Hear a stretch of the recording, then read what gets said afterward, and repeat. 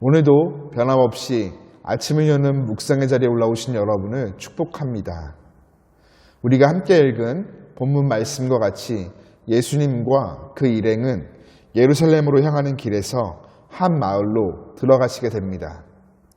예수님과 일행이 마을로 들어가실 때 마르다라 이름하는 한 여자가 예수님 일행을 자기의 집으로 영접하게 되죠.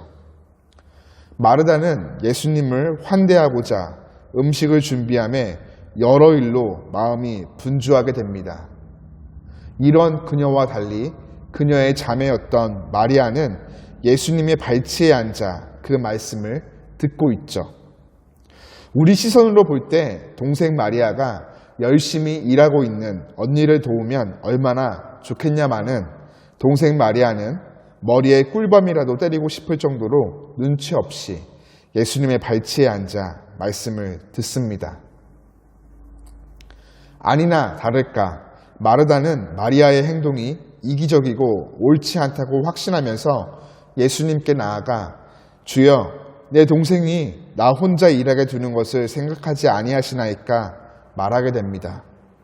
그러면서 예수님께서 당연히 자신의 의견에 동의하실 줄 알고 마리아에게 자기를 돕도록 말씀해 주시기를 부탁드리죠.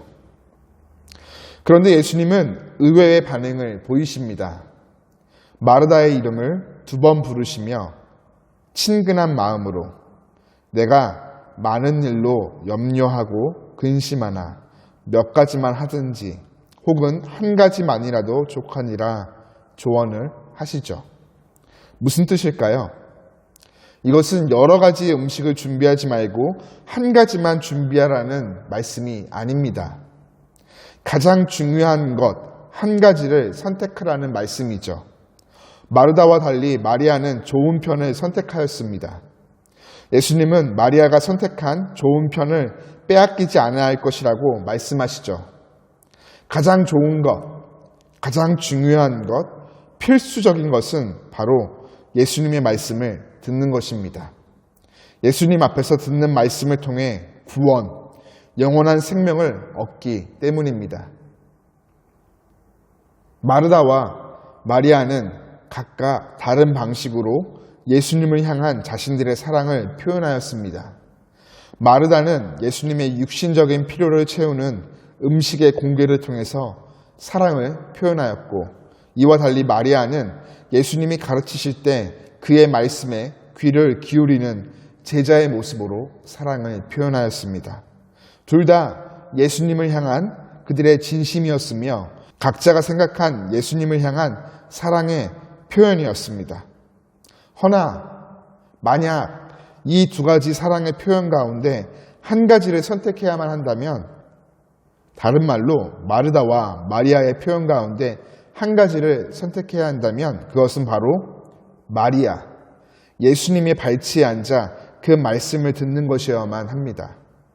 하나님 나라를 위한 어떤 봉사와 섬김도 유일한 한 가지, 예수님의 말씀을 듣는 것보다 우선될 수 없고 더 중요하다고 말할 수 없습니다.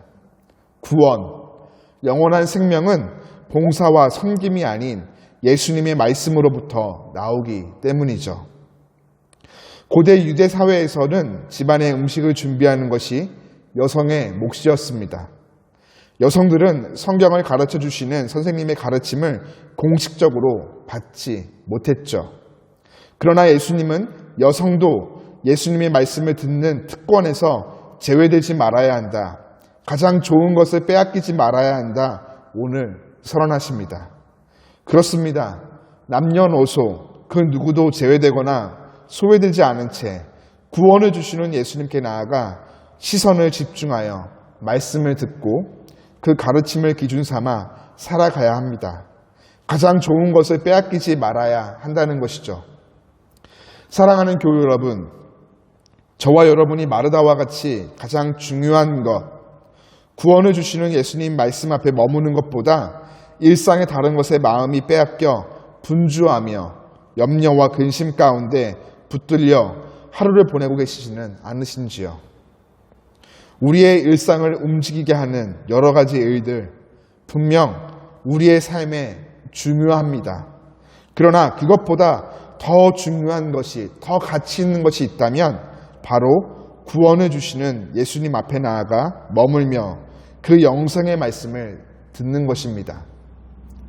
새롭게 시작하는 한 주, 아침을 여는 묵상의 시간을 통해 또한 각자에게 허락하시는 말씀의 자리에서 그 무엇보다 중요한 예수님의 말씀을 듣는 우리 모두가 되기를, 그 말씀을 통해 구원, 영생을 누리는 저와 여러분 되기를 간절히 축복합니다.